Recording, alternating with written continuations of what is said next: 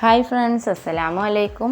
ഇന്ന് ഞാൻ ഉണ്ടാക്കാൻ പോകുന്നത് വളരെ ഈസി ആയിട്ട് നമുക്ക് തയ്യാറാക്കിയെടുക്കാൻ പറ്റുന്ന ഒരു 4 മണി പലഹാരമാണ്.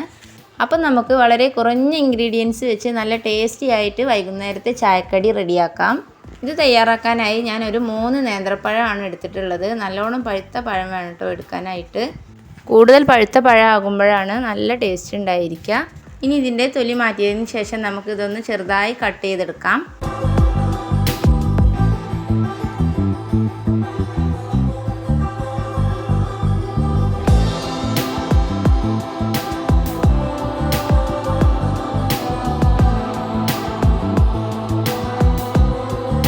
എല്ലാ പഴവും ഇതുപോലെ ചെറുതായി കട്ട് ചെയ്തെടുക്കണം.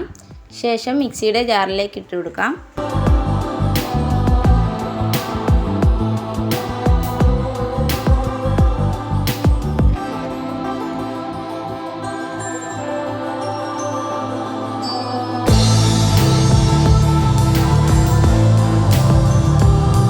കട്ട് ചെയ്ത പഴം മുഴുവനായിട്ട് ഇട്ട് കൊടുക്കുക.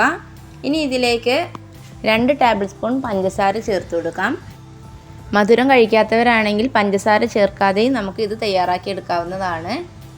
ഇനി ഇതിലേക്ക് ഒരു 3 ഏലക്ക കൂടി ചേർത്ത് കൊടുത്തതിന് ശേഷം ഞാനൊരു 1.5 കപ്പ് വെള്ളം ചേർത്ത് കൊടുക്കുന്നുണ്ട്. ഇനി ഇതൊന്ന് നല്ലോണം ഒന്ന് അടിച്ചെടുക്കാം.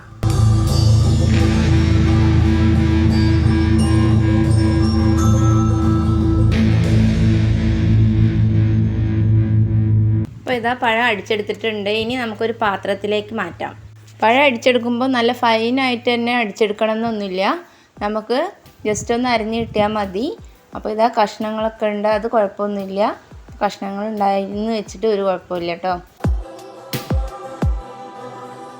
ഇനി ഇതിലേക്ക് ഒരു 1.5 കപ്പ് മൈദ ചേർത്ത് കൊടുക്കാം. നമ്മൾ പഴം അടിച്ചെടുക്കുന്ന സമയത്ത് 1.5 കപ്പ് വെള്ളം ചേർത്താണ് അടിച്ചെടുത്തത്. അപ്പോൾ അതിനനുസരിച്ചിട്ട് വേണം നമ്മൾ മൈദ ചേർത്ത് കൊടുക്കാനായിട്ട്. 1.5 കപ്പ് മൈദ ചേർത്ത് കൊടുക്കാം. ശേഷം ഇതിലേക്ക് ഞാനൊരു 1/4 കപ്പ് അളവിൽ അരിപ്പൊടിയാണ് ചേർക്കുന്നത്. ഇനി ഇതിലേക്ക് ഒരു 1/4 ടീസ്പൂൺ ബേക്കിംഗ് സോഡയും കൂടി ചേർത്ത് ഇതൊന്ന് നല്ലോണം മിക്സ് ആക്കിയെടുക്കാം.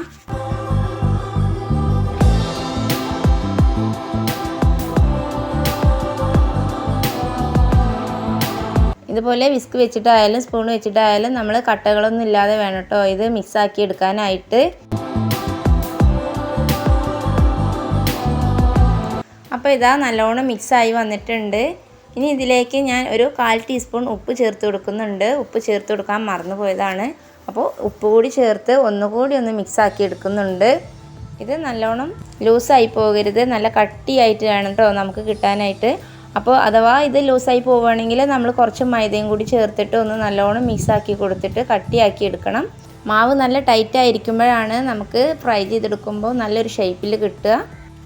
ഇനി ഒരു പാത്രം അടുപ്പിലേക്ക് വെച്ച് ഫ്രൈ ചെയ്തെടുക്കാൻ ആവശ്യമായ ഓയിൽ ഒഴിച്ചു കൊടുക്കാം. ഓയിൽ നല്ലോണം ചൂടായതിന് ശേഷം ഇതുപോലെ സ്പൂൺ വെച്ചിട്ട് കോരി ഒഴിച്ചു കൊടുക്കാം. മീഡിയം ഫ്ലെയിമിൽ വെച്ച് നമുക്കിത് ഫ്രൈ ചെയ്തെടുക്കാം. ഇത് ഫ്രൈ ചെയ്തെടുക്കാനായിട്ട് ഏത് എണ്ണ വേണേലും നമുക്ക് ഉപയോഗിക്കാവുന്നതാണ്.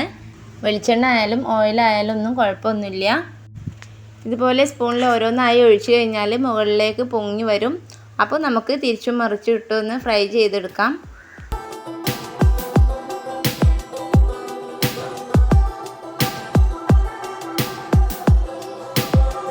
നല്ലതുപോലെ ഫ്രൈ ആയി വന്നിട്ടുണ്ട്. ഈ ഒരു കളറിലാകുമ്പോൾ നമുക്ക് കോരിയെടുക്കാം.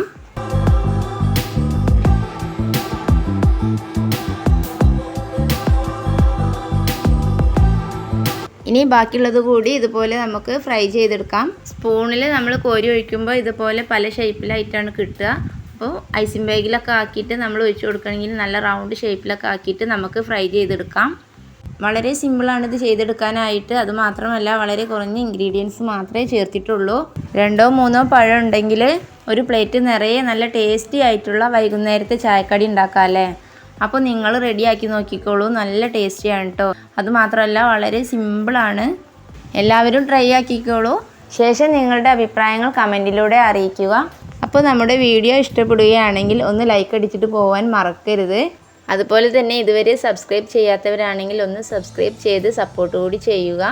പുതിയൊരു വീഡിയോ ആയിട്ട് വീണ്ടും കാണാം. അസ്സലാമു അലൈക്കും.